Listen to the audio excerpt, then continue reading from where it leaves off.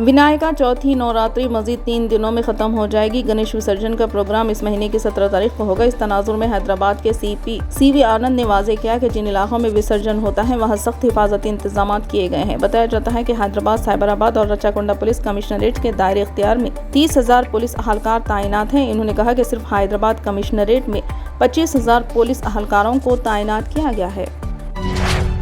कोलकाता के आरजीकर हॉस्पिटल में trainee doctor के साथ रेप और इसके बाद कत्ल के वाक़े ने शहर में शदीद एहतजाज का सिलसिला जारी है। इस वाक़े के बाद से तमाम जूनियर डॉक्टरों ने मुजाहरा शुरू कर दिया था, जो अब तक जारी है और रियासती हुकूमत के लिए एक बड़ा चैलेंज बन चुका है। मगरबी बंगाल की वज़ीर आला ममता बनर्जी हफ्ते के रोज मुजाहरा करने वाले डॉक्टरों से मुलाकात के लिए पहुंची। इस मौके पर इन्होंने कहा कि इनकी हुकूमत मुजाहिरीन के साथ है और इस वाक़े में जो भी मुजरिम होगा इसके खिलाफ सख्त कार्रवाई की जाएगी। इन्होंने मज़ीद कहा कि वो CBI से दरख्वास्त करती हैं कि इस मामले में 3 माह के अंदर इंसाफ किया जाए। ममता बनर्जी ने कहा, मैं आप लोगों की फिक्र करती हूँ, मुझे अपने ओहदे की कोई फिक्र नहीं है। इन्होंने इस बात का यकीन दिलाया कि इस केस में मुजरिमों को सख्त सजा दी जाएगी और उन्हें आज़ाद नहीं छोड़ा जाएगा। इन्होंने मुजाहिरीन से दरख्वास्त की कि वो अपने काम पर वापस लौट आएं। तेलंगाना हुकूमत ने हैदराबाद में गणेश विसर्जन के पेश नज़र 17 सितंबर को तातील का ऐलान किया है। ये तातील सरकारी दफातर और तालीमी इदारों को रहेगी। इस खुसूस में चीफ सेक्रेटरी शांति कुमारी ने अहकाम जारी कर दिया है, जिसके मुताबिक 17 सितंबर को शहर हैदराबाद में गणेश विसर्जन के मौके पर दोनों शहरों हैदराबाद व सिकंदराबाद के अलावा अजला, रंगारेड्डी और मिर्चल में सरकारी दफातर और तालीमी इदारों को तातील रहेगी और इस तातील की जगह 9 नवंबर 2024 को दूसरे हफ्ते की तातील को मंसूख कर दिया गया। 9 नवंबर को सरकारी दफातर और तालीमी इदारों की छुट्टी मंसूख कर दी गई है। ज्ञानवापी मस्जिद के तहखाने की छत पर मुसलमानों को नमाज पढ़ने से रोकने की दरख्वास्त को वाराणसी की एक अदालत ने मुस्तरद कर दिया। हिंदू फरीक ने अपनी दरख्वास्त में ये कहा था कि तहखाने की छत कमज़ोर है और यह किसी भी वक्त टूट सकती है।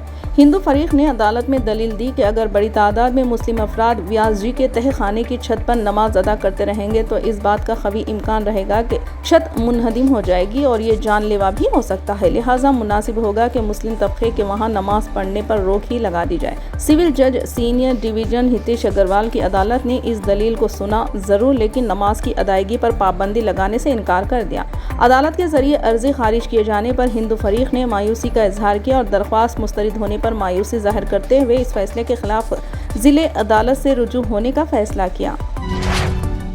तेलंगाना के शेरलिंगमपल्ली के रुकन असम्बली व PAC के सदरनशीं ए गांधी के खिलाफ कत्ल की कोशिश का मुकदमा दर्ज किया गया। रियासत की असल अपोजिशन BRS के MLA P कौशिक रेड्डी की शिकायत पर गच्चीबौली पुलिस स्टेशन में इनके खिलाफ मुकदमा दर्ज किया गया। गांधी के साथ साथ इनके बेटे और भाई के खिलाफ भी मुकदमा दर्ज किया गया।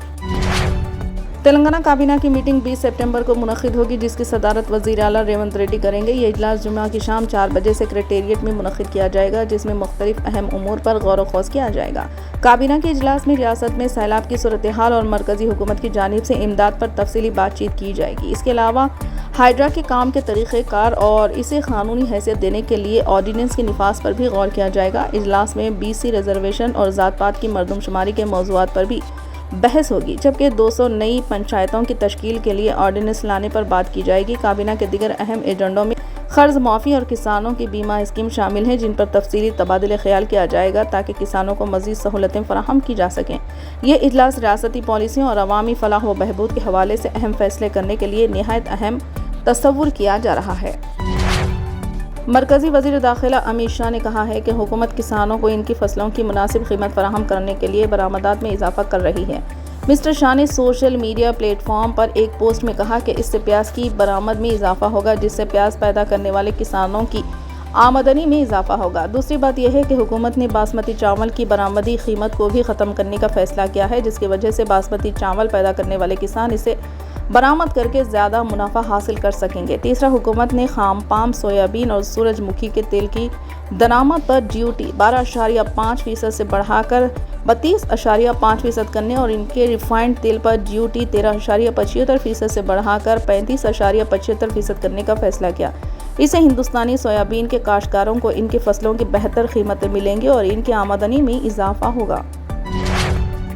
मुनफरिद शनाख्ती अथॉरिटी ने हफ्ते को अपनी मुफ्त आधार अपडेट स्कीम को 14 दिसंबर तक बढ़ा दिया है। ये तारीख पहले 14 सितंबर को ख़त्म होने वाली थी, जिसके बाद माई आधार पोर्टल पर दस्तावेज़ात अपलोड करने और प्रोफाइल में तब्दीली करने के लिए फ़ीस की ज़रूरत थी। उडाई ने सोशल मीडिया प्लेटफॉर्म एक्स पर एक पोस्ट में कहा कि उडाई मुफ्त ऑनलाइन दस्तावेज़ अपलोड करने की सहूलत को 14 दिसंबर 2024 तक बढ़ाया गया है। मज़ीद कहा कि इस इक़दाम से लाखों आधार नंबर रखने वालों को फ़ायदा पहुंचेगा। फिलहाल के लिए बस इतना ही। देखने के लिए शुक्रिया।